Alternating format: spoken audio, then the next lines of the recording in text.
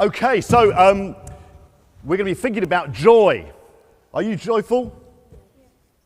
Well, half of them are at the front. Are you joyful out there? Yes. Hey, good. Okay, so happy Christmas. Yeah. But actually, when you think about it, particularly this last year, I wonder if you feel joyful about all the things that have been in the news. It's been a time when we still had COVID knocking around. Hands up if you've had COVID in the last year. Few of you, yeah, so it's still knocking around, still worried about that. We've had the Queen dying, sort of a sad thing, isn't it? We've had the war in Ukraine. We've had the cost of living crisis. Are you feeling depressed yet? Happy Christmas. It's been a tough year, and to cap it all, England didn't win the World Cup. So it's been a tough year. But actually, as Christians, no matter how bad things become, we're called to be joyful, to rejoice. Not because life always goes easily, it doesn't, but because of what God is doing. We're going to think a bit about that as we look back at that passage from Isaiah chapter 9. If you've got Bibles there, you want to try and find it. I can't remember what the page is, but it's somewhere in the middle. Isaiah chapter 9. So now, to help me with this, hidden around the church, they're not very hidden, there are 4 happy faces, okay? So can you children here, can you find the 4 faces as you go and do that? As we think about Isaiah was written at a time about 700 years before Jesus came. And it was a time for Israel when actually it was a really dark and a hard time. They'd had a king ruling for a long time that had died. They had a quick change of rulers. They had people invading, the Assyrians, pretty nasty people invading. Thank you, just sit down for a moment. Sit down with it, sit.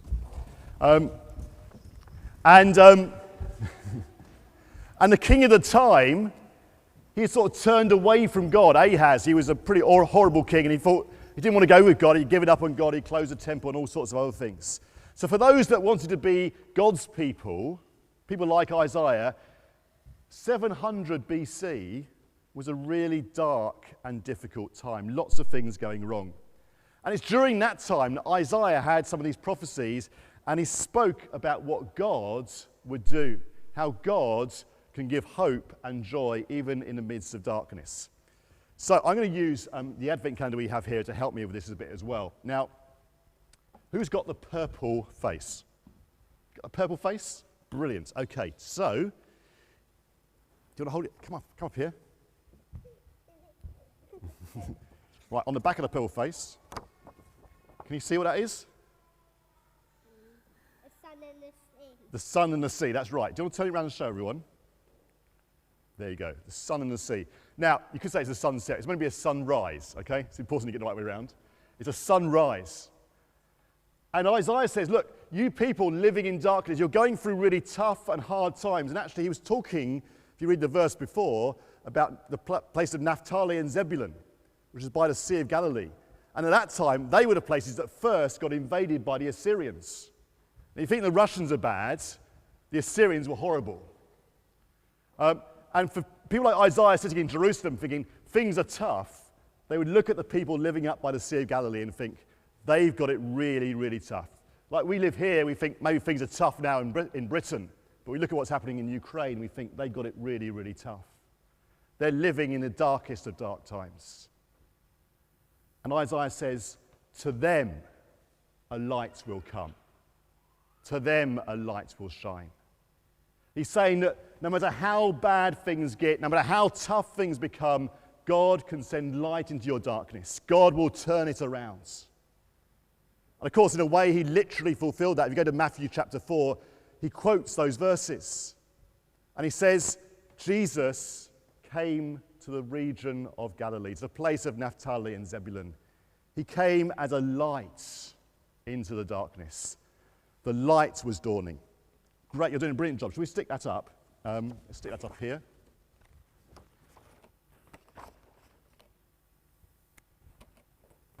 The wonders of blue tack. So the people walking in darkness had seen a great light. Brilliant. Okay, and where's the purple face go? Did you see that? Where that went? Is that over here? Oh, yes. We'll stick that up as well. So that's one reason to be joyful. Okay, who's got the green face? Okay, you can sit down now. Thank you very much. Do you want to stand up? Now, what's attached to the green face?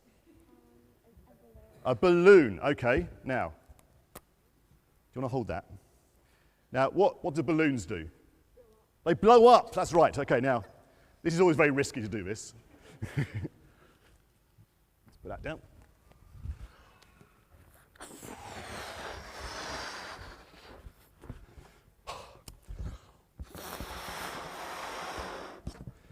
Balloons blow up. They get bigger, don't they? Yeah? There we go. Right, now, so we'll try and stick that up. Now, I never tried sticking anything to the wall with blue tack before. Now, other things grow as well. So flowers grow, plants grow, and everything else.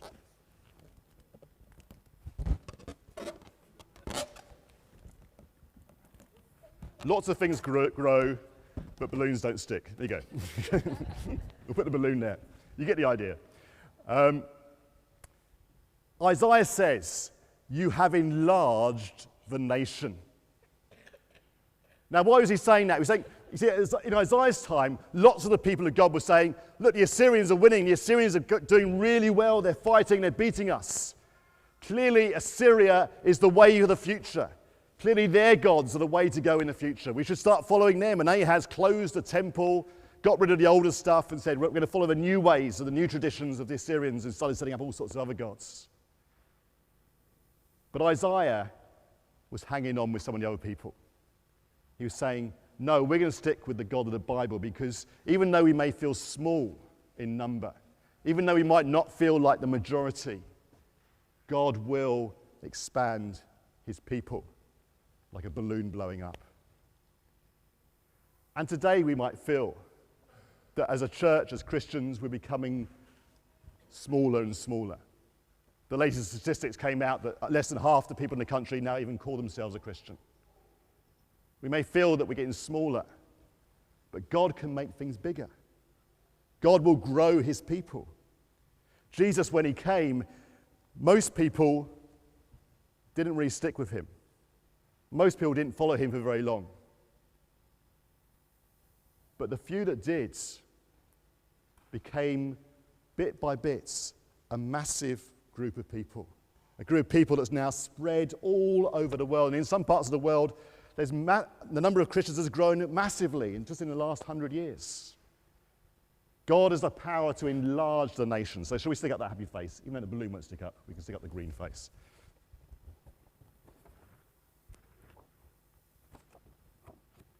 Right, who's got the red face?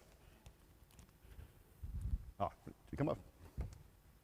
Now, attached to the red face, do you want to open that up?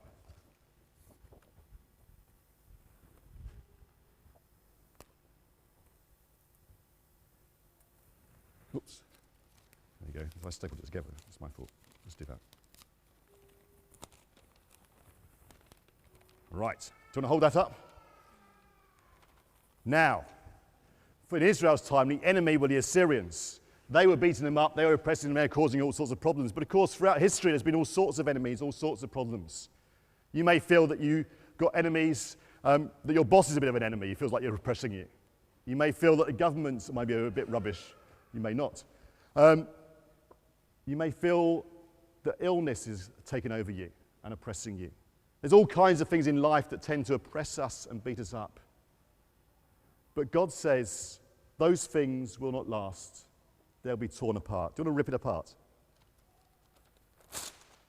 Come on, rip it a bit more.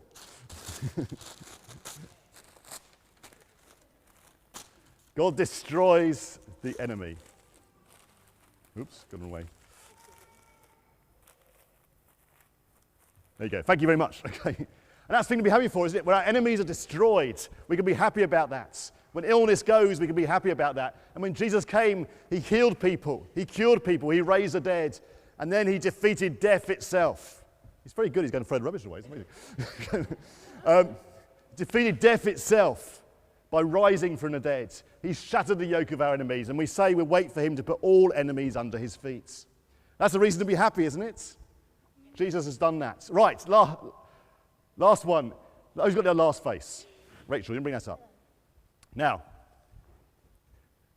Isaiah says, to us a child is born. Now, I've actually got 4 happy faces here. And it says the child is going to be a king. Someone else want to hold that one up? Yep. Okay, you do that one. But when we've got You want to do that one? You do that one? more faces, all we have to do Put them up there. We'll do that. Yeah, we'll do that. Okay, so he said, to us a child is born, and this is going to be an amazing child, and he's got 4 names. How many names have you got? No. How many names have you got? You. 1, 2, 4. You got 4 names. What are your 4 names? Ewan Douglas James Patterson. Ewan Douglas James Patterson. Okay, right, good. So this one's got 4 names as well, and the 4 names have powerful meanings. So, who's got the first one? Do you want to turn yours round? Wonderful Counselor. A counsellor is someone that shows you the way to go, gives you guidance in life. If you're wondering about how on earth do I know what's the right thing to do, what's the best way to go, God will guide you through Jesus. The Bible's there to do that. So it's a wonderful counsellor. Who's got the next one? Mighty God. Turn around. Mighty God. Jesus is powerful, he's mighty, he can do anything, and we can pray to him, we can ask him for anything. And he does amazing things for us. Who's got the next one? Everlasting Father. Do you want to turn it around? Next week, we're hearing about how we can become children of God. God is like a father to us. We can pray, our Father. He cares for us, and he will always care for us. He's an everlasting Father. And last one, Prince of Peace. Do you want to turn that one around? He's the Prince of Peace. He brings us comfort, security, hope in this life and for eternity. In the darkest of times, no matter how bad things get, we can look to what God has done through Jesus, which we remember at Christmas, and what God will continue to do when we trust in him. This is a reason to be joyful. So how can you find joy? Well, don't focus on the news. You may have to watch it and see what's going on, but don't focus on it. In 2023, focus on God and on Jesus Christ.